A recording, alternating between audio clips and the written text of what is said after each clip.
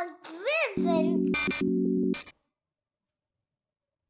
Hi, this is Data-Driven Insights, and today we are going to talk about how cyber risk attitudes affect your driving behavior. If you remember, in one of the previous videos, we talked about people's attitudes towards online risk. And we talked about how we can basically split the population roughly into 4 different types. And these types were opportunistic, ignorant, relaxed, and anxious. So, and essentially, we then talked about how these different types behave differently when we consider online behavior.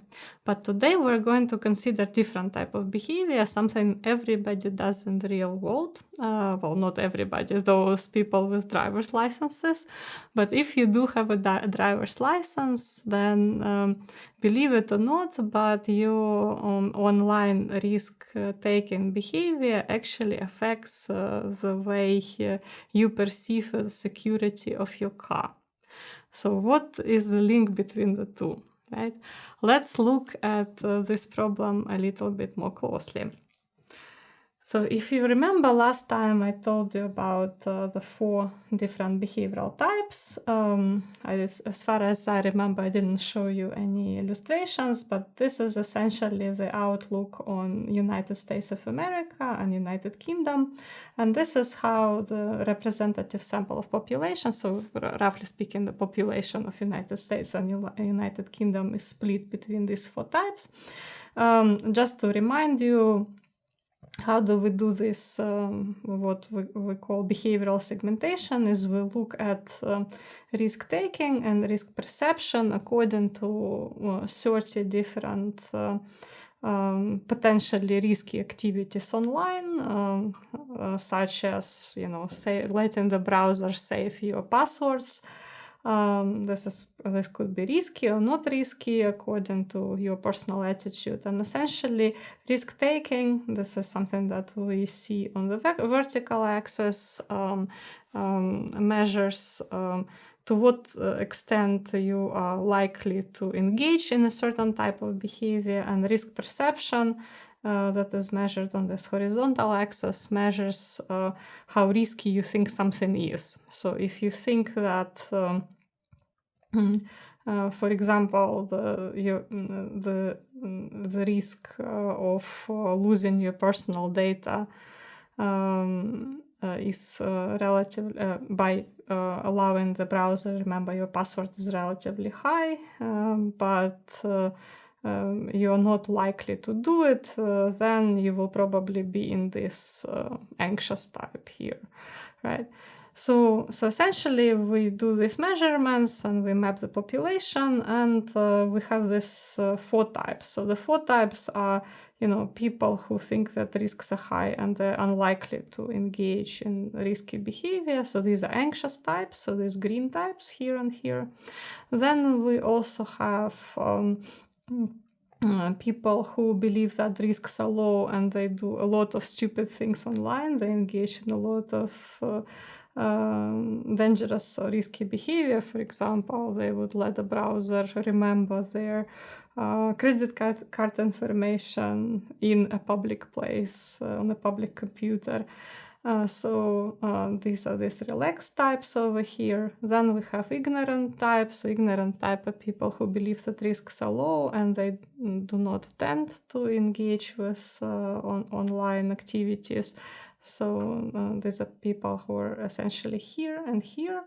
And then we have opportunistic types. So opportunistic types are people who completely realize the risks. So they understand that the risks are high, but they still engage in risky activities. So, like I said, this is the outlook on US and UK population. And, obviously these types of risks have significant impact on how we behave online. So these risk profiles have a significant effect on how we behave online. But what about other types of behavior, when we actually interact with some physical systems? So let's look at connected cars. Believe it or not, but many people these days drive a connected car. And I want to start with the definition of connected car because very often when I present something about connected cars, a lot of people confuse connected cars with autonomous vehicles or driverless cars. So connected car is not driverless car or autonomous car. This is basically a car that can communicate with some outside system, and normally it has bidirectional communication, meaning that it could both send and receive information. And so usually you would have the car that would share internet access and data with various different devices, both outside and inside the vehicle. And if you have a new car, your car is most probably a connected car. Okay. And this is the outlook from BI Intelligence. This is not an analysis that I have done, but it has basically a prediction of how many millions, so like almost 100 million globally. So there will be almost 100 million of connected cars by 2021. Of course, we have quite a bad situation now with COVID-19 outbreak, so we don't know whether this forecast is going to be quite the same in a year's time, but we will see. And by 2021, we will see how many connected vehicles we will have on the road. But fact of the matter is, eventually everybody will drive some sort of a connected car. So some part of the vehicle will be connected to the outside world. And these are different parts of the connected car, and in a sense, in different parts here, things can go horribly wrong, right? You can have, for example, cases when your car could be steered into a different direction without you realizing it. And, we had demonstrations of this by various researchers. And you can find those studies online. But basically, the thing is, with any connected car, you need to be very careful about its security, right? You have normally an electronic key. The key could be compromised. The car contains some of your personal data, could contain your credit card information, things like this. You could basically see some cyber attack using a malware or an exploit on the car. So essentially your car could be broken into by some cyber criminals. You can have vehicle-to-vehicle transmission. So as you move, someone could actually interact with your car systems and put you in danger by that. And there could be oversight issues, third-party applications that could be compromisable. So essentially, you're not only driving a car, but because your car is connected to the internet and connected to many different systems, there are many different dangers that you face when you drive a connected vehicle. So what have we done to understand to what extent people's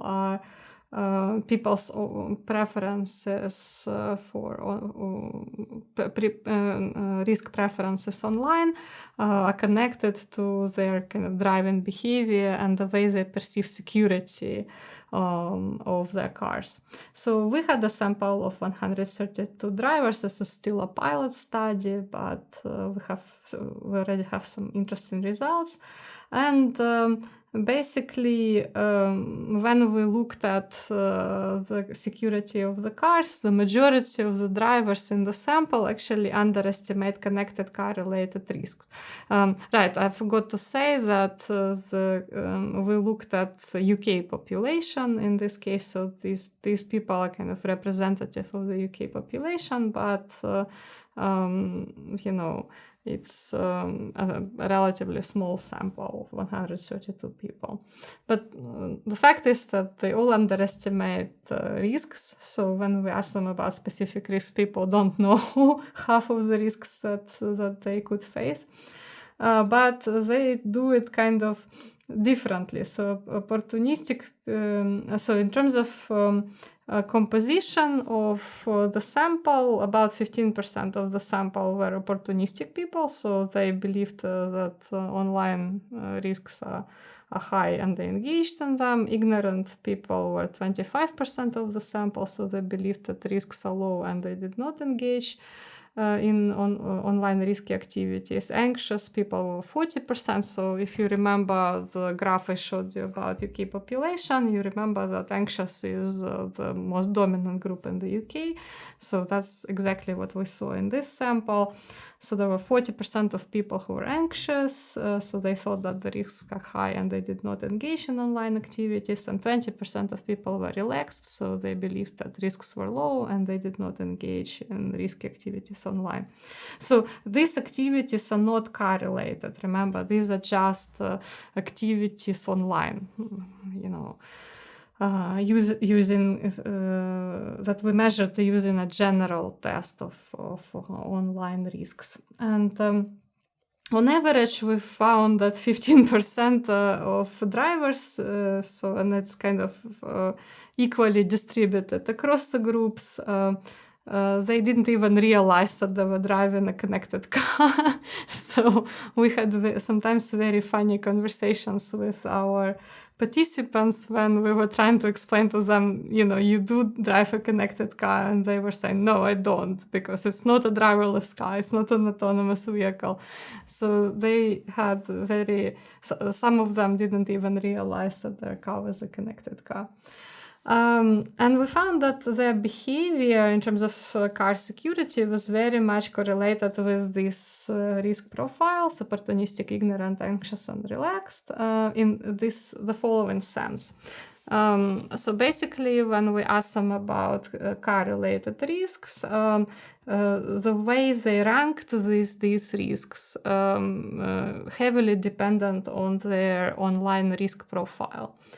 So, for example, so this is the outlook on the 3 most commonly mentioned risks by group. So for opportunistic people, the top 3 risks were control, financial, and theft. So the most important for opportunistic group is control risk. What do I mean by control here? So what I mean is that opportunistic people just care about the safety, in the sense that they do not want any hacker or cyber criminal to be able to steer their car somewhere. So if someone has that type of access, then opportunistic people are worried about that risk. Pretty much anything else, they're not that concerned.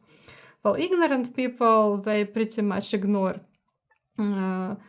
different risks, but they really care about the theft. So essentially, for an ignorant person, a car is kind of a 0-1 variable, binary variable. So either it's there or it's not there. And if someone can steal the car, then they really care about it. Otherwise, they don't. Anxious people, they obviously are concerned about everything, but they're particularly concerned about someone being able to steal their personal data through the car information, through the information that the car transmits. And then relaxed people, they actually care about the financial information. So they really care about, for example, and they're really concerned about someone having access to their credit card information through the information that the car collects or holds. So essentially, the point here is that, as you can see, all this kind of top worries of the groups are really predictable from these types. So what do we learn from this research? What we learned from this research is very simple. So the way you perceive online risk actually relates to other types of behavior and the way you communicate with other systems that are based on technology, especially connected technology. So as we have seen from my example with connected car, opportunistic, ignorant, anxious and relaxed people have different types of risks in mind when they interact with connected car, and these peculiarities in behavior, which depend on the behavioral type, actually impact on the way they will communicate with the car systems and the way they drive. So when you are considering the way you behave online, you should also consider the ways in which you communicate with other technological systems, including connected systems like the car that you drive. Thank you very much and keep thinking.